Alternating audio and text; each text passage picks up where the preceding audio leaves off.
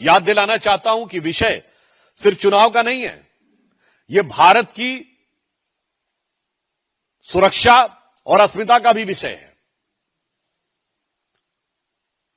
क्योंकि सिर्फ एसआईआर का विषय नहीं, पश्चिम बंगाल में तो स्थिति और भी विभत्स है कि मुर्शिदाबाद में उनके एक नेता हुमायूं कबीर ये बयान देते हैं कि वो तथाकथित बाबरी मस्जिद, जिसे सदैव सुप्रीम कोर्ट ने डिस्प्यूटेड स्ट्रक्चर या विवादित ढांचा शब्द कहा है, उसका पुनर्निर्माण कराएंगे।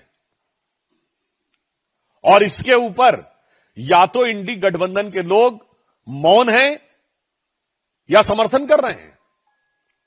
तो हम ये पूछना चाहते हैं कि पश्चिम बंगाल में चुनाव के समय ये किस प्रकार के वातावरण का निर्माण तृणमूल कांग्रेस और कांग्रेस जैसे दल मिलकर करने का प्रयास कर रहे हैं। और जहां तक एसआईआर की व्यवस्था है, स्पेशल इंटेंसिव रिवीजन की जो व्यवस्था है, इस पर मैं कोट करना चाहूंगा कि ये पारदर्शी निष्पक्ष चुनावों के लिए कितनी आवश्यक है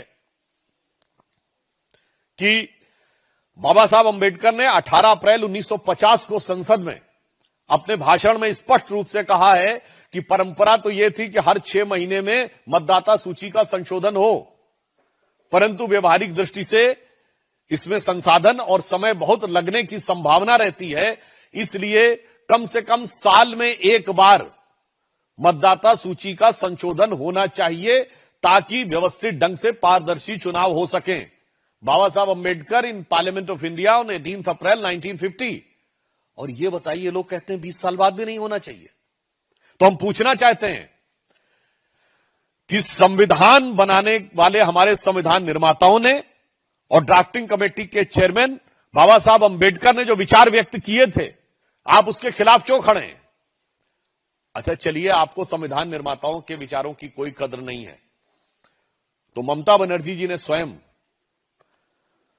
2005 में 4 अगस्त 2005 को भारत की संसद में जो तब तक का सबसे विचित्र उदाहरण था कि पीठ के ऊपर, यानी अध्यक्ष की पीठ के ऊपर फाइल फेंक दी थी। किस मुद्दे पे गुस्सा कर? कि बांग्लादेशी घुसपैठियों के मुद्दे के ऊपर सदन में चर्चा करने की अनुमति नहीं दी जा रही थी। और उस समय की जो मीडिया रिपोर्ट्स अवेलेबल हैं, उसमें ममता जी ने संसद में 22 मिनट के अंदर 14 बार बांग्लादेशी घुसपैठियों का मुद्दा उठाया और आखिर में आक्रोशित होकर पीठ के ऊपर फाइल फेंक दी। मैं तृणमूल कांग्रेस से पूछना चाहता हूं कि आप ममता जी तब सही थी या अब सही हैं? यह कौन सा परिवर्तन आ गया कि आप जिन बांग्लादेशी घुसपैठियों के खिलाफ इतना आक्रोश था कि संसद में 22 मिनट में 14 बार बोलना और संसदीय मर्यादा को ध्वस्त करते हुए पीठ के ऊपर फाइल फेंक देना और आज उन्हीं का समर्थन करना। मुझे लगता है कि सिर्फ संविधान निर्माताओं का ही नहीं, उनके स्वयं के जो विचार हैं, जो उनका स्वयं का वो है, वो अपनी बात को निगेट कर रही हैं।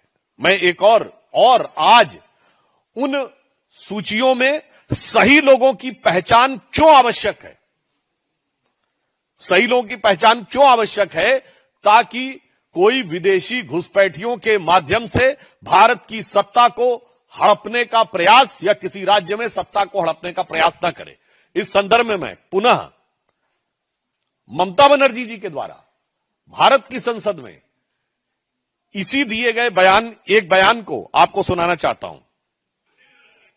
लेकिन एक बात जरूर कहना चाहती हूँ कि आइडेंटिटी कार्ड होना जरूरी है सिटीजनशिप के लिए, और इसको हम लोग पूरा तरह से समर्थन करती हूँ और करते जाऊंगा। और सिटीजनशिप गाइड बनाने होगा एक कंट्री में, और नहीं होगा तो ऐसा बूथ रिगिंग करके कैप्चर करके और मनी पावर मसल पावर, आज जो माफिया पावर है, इसमें इलेक्शन नहीं होने वाला है आने वाला दिन में। इसके लिए मैं इसको सपोर्ट करना चाहता हूँ।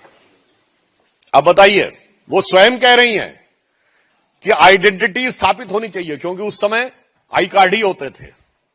सही मतदाता कौन है, इसकी पहचान होनी चाहिए, अन्यथा मनी पावर, मसल पावर और बूथ रिगिंग के द्वारा चुनाव को कैप्चर करने का प्रयास किया जाएगा। और आज दुख का विषय है कि बिहार का चुनाव इतने अच्छे ढंग से संपन्न हुआ।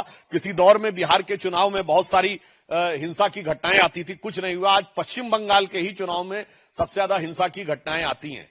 तो हम पूछना चाहते हैं कि ममता जी, आप तब सही बोल रही थी या आज सही बोल रही हैं? या जो चरित्र दिख रहा है इंडी गठबंधन का, कांग्रेस पार्टी का और तृणमूल कांग्रेस का, इसी कारण से भारत की राजनीति में विश्वसनीयता का संकट उत्पन्न हो जाता है।